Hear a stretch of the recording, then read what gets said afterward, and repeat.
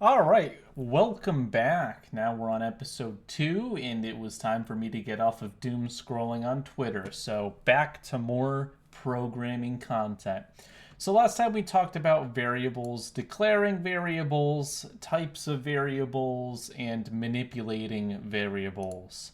So, we left off with x equals 5, y equals 10, z equals x plus y. But let's do something a little bit more exciting because you want a program that actually does something.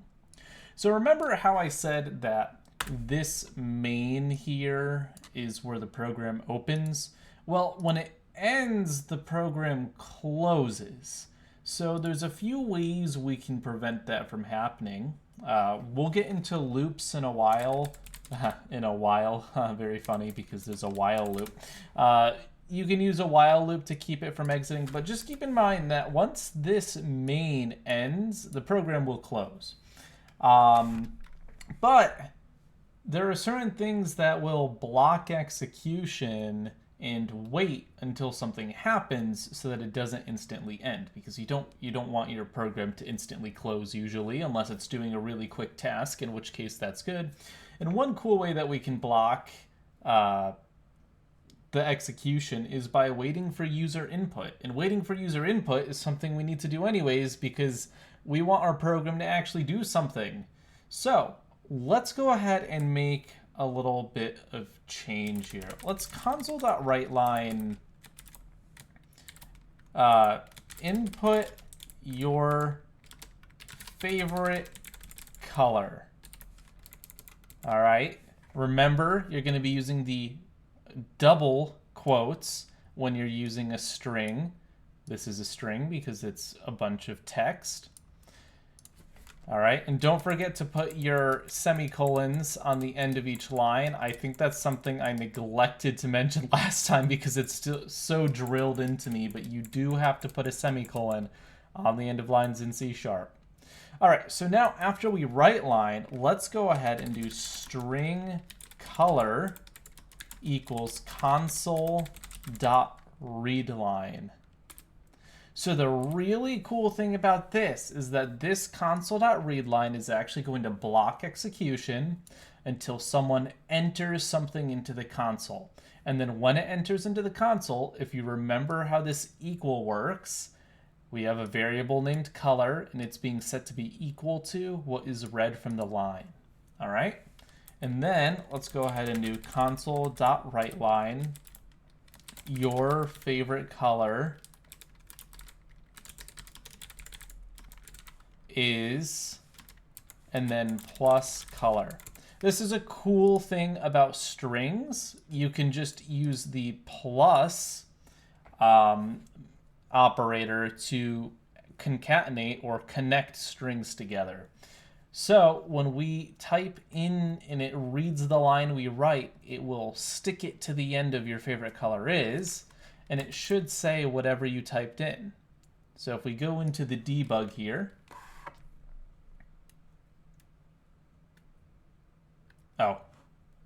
there it goes. And input your favorite color. You can see on the bottom there. And if I say blue, it says your favorite color is blue. So that's cool. Now you may be wondering, that's not really that much further from what we did before, but it's important because this is going to give us the ability to do different things depending on what someone inputs.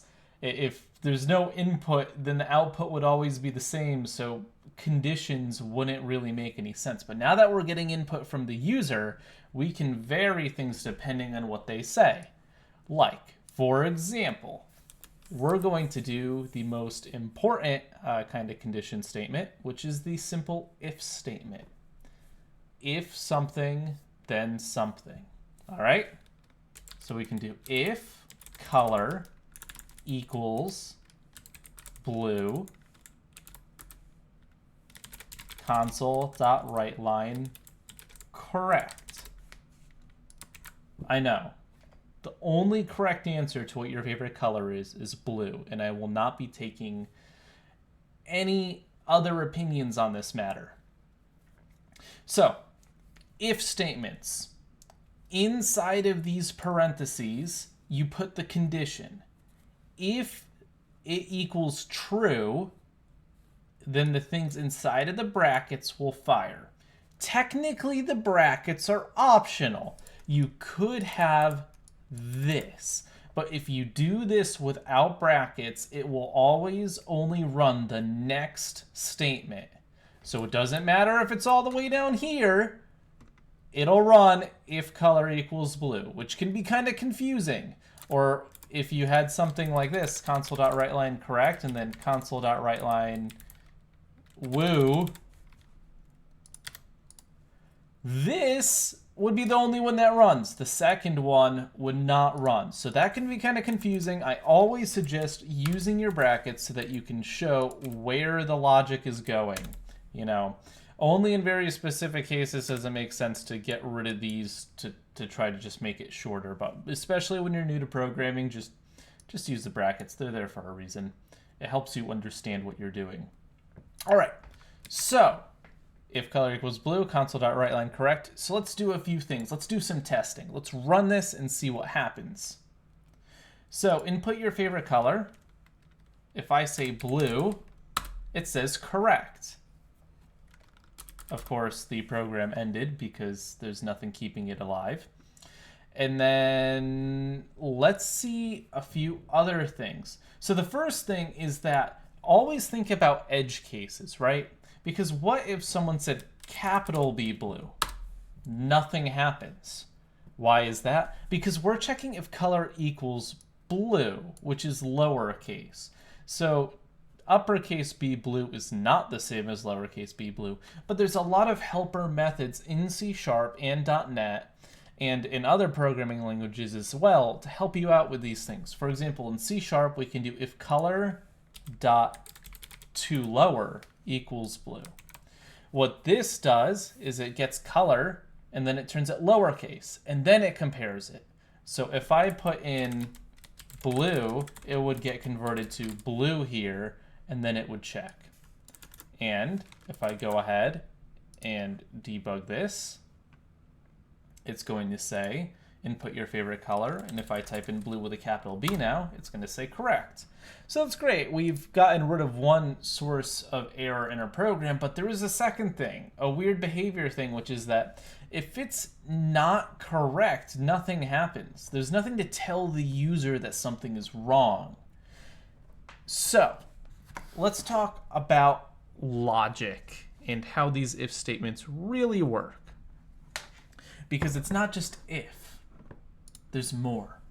All right, so basically in our if statement, there are two major things. There's it, oh God, it's like chalk. That's not what I want. There's if, and then there's else. If will only run if what is inside of those parentheses is true. So if what's inside of those parentheses is true, then it'll run whatever is inside of the brackets afterward. Otherwise, it'll go straight to the else statement. It doesn't matter what the condition is. If it's false, it will always go to else, right? So else can be thought of as the if nothing else matches, it goes to else. It's the fallback, it's the default, that it wasn't true, it's falling on else. And we can have it console.writeLine incorrect in else. And now there's two things. This is either true or it's false. If it's true, it writes correct. If it's false, it writes incorrect. Sorry, I forgot to hide the iPad there. So if, and then else is the same way. It's got the brackets. Technically, it doesn't need them. It would just run the next line. Not the next line, but the next statement otherwise, but just put the brackets. And then this will run if it's false. So now if I type in red, it says incorrect because it ran the else. Now, there's one other. My face when I accidentally hit stop recording instead of switch scene. All right, So that's the very basic if else, but there's one other thing in our if statements that's very important, which is else if. So you have if, and then you have else if, and then you have else. Basically, if is the first thing that's checked, and if it's true, then it's going to run what's inside of if. Else if is going to be the second and potentially up to n, because you could have a lot of else ifs in a row that will run. But then if all of those are false, then it goes to the else. It's important to remember, though, that when we talk about this, the if and else ifs all have to be false for it to fall to else. As I said before, it doesn't make too much sense once there's one if, but else is basically the if nothing else matched, because you can't have else ifs. So let's go ahead and show in code how that works. So we can do if color dot to lower equals blue, console.writeLine correct. And then we can do else if color dot to lower equals green,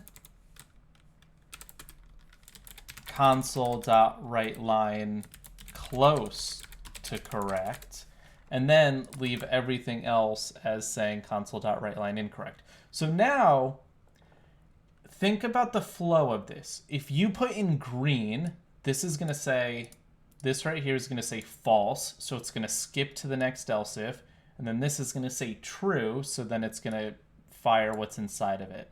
If you said red, it's going to go, is this true? No. Is this true? No. Then it's going to fall to else. But if you say blue, then it's going to say, is this true? Yes, and then it's going to fire this. So actually, if you think about it, computers have to run things in a specific order. Blue will run faster than green, because when you type in green, it needs to do this check, fail, and then this check, and then succeed.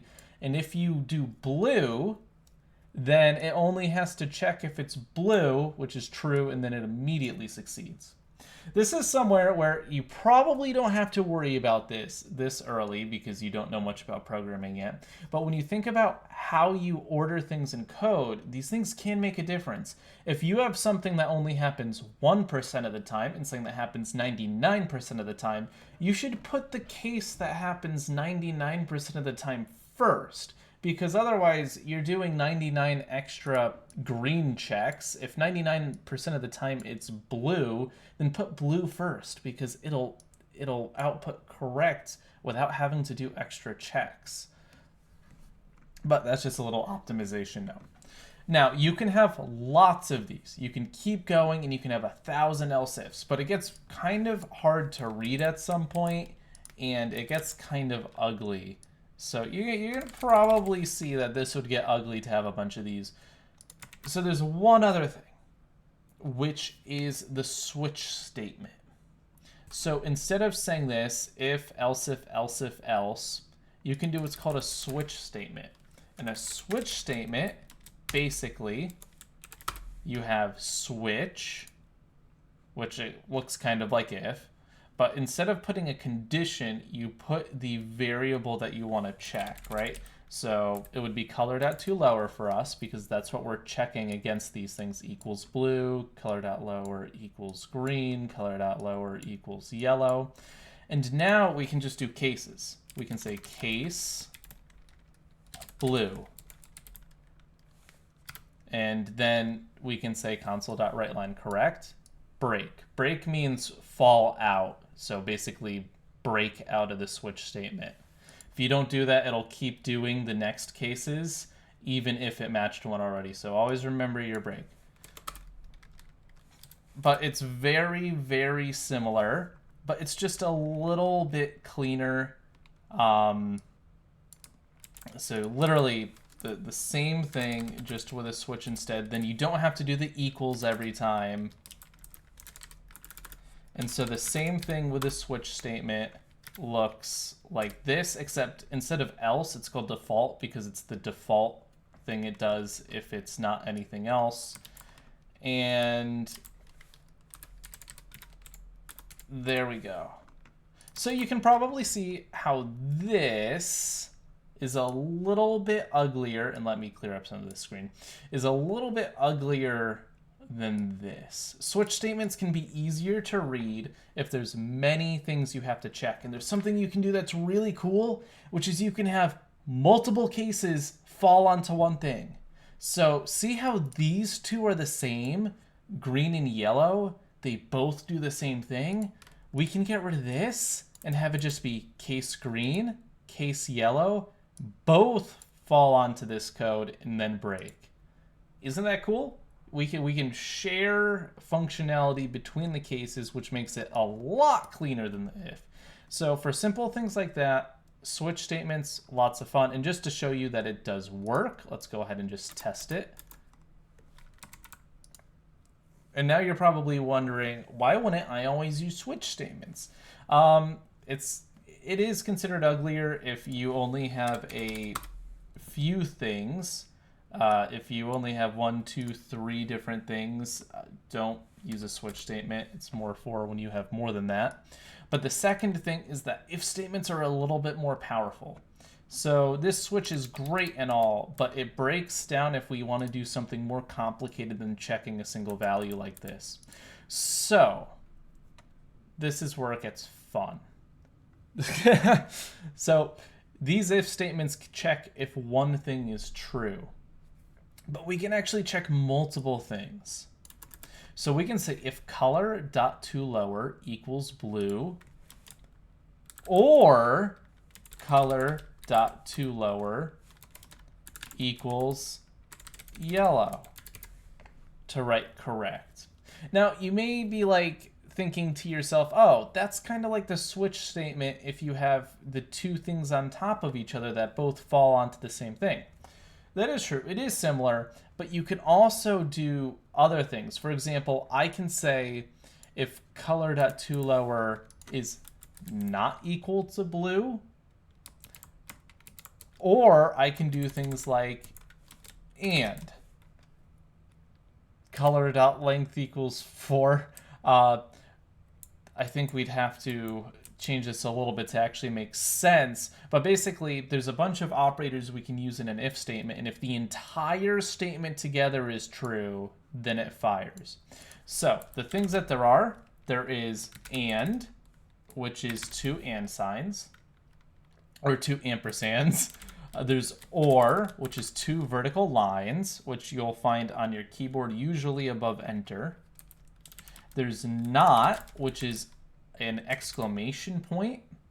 Now there's not equals, which is, well, exclamation point equals, and then there's not, which is a exclamation point. So you can do if color.toLower is not equals to blue, but if you have something that like you just need to reverse, you can wrap the entire thing and do if not color.toLower equals blue. That's a terrible example because here you should just do not equals.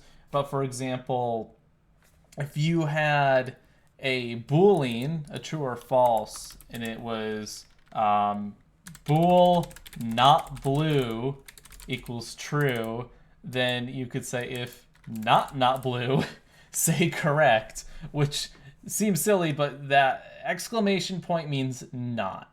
So if there's an exclamation point, just think the opposite of whatever it was before. And it's very convenient to just, sometimes it's a lot easier to think, well, is it not this? Then is it this, and this? You'll run across examples, and we'll do examples. So if you're struggling a little bit, don't worry.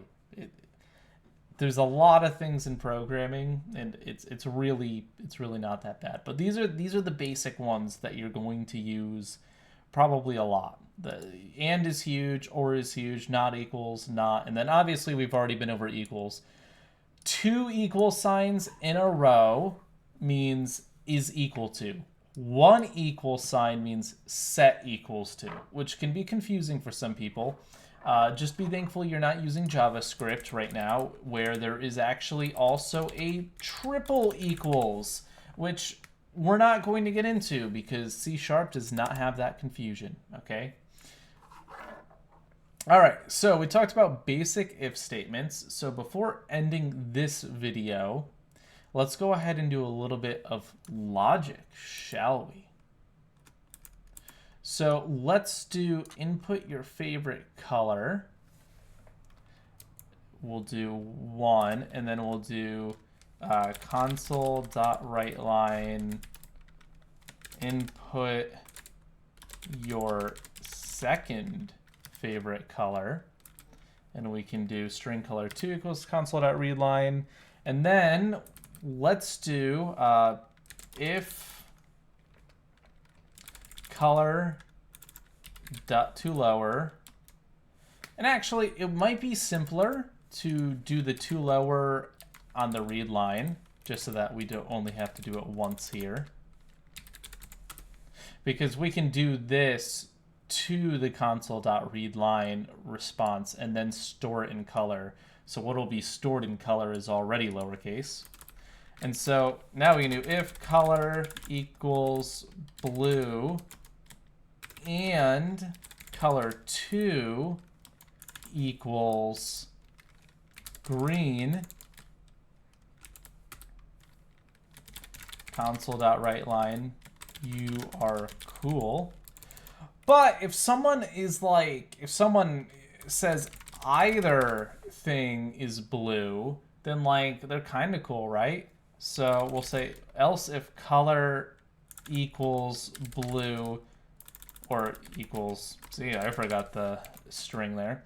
If color equals blue or color 2 equals green or blue. So if either of them are blue, maybe you didn't get blue and green correct, but at least one of them is blue, we can say console.writeLine, you are kind of cool. Else console.writeLine, you are lame. Now there's actually a more efficient way that this could be structured by putting if statements inside of if statements, but we're not there yet, okay? We're not there yet. Point being, think about what this will do depending on what you say. But let's start it. Input your favorite color, blue. Input your second favorite color, green. You are cool. All right, that's what we expected. And now, remember, if either are blue in this if statement, then we are going to say you are kind of cool. So if we say yellow and then say blue, you are kind of cool, as we expected. Now, we're going to end here, but in the comments, let me know why we couldn't swap these two statements.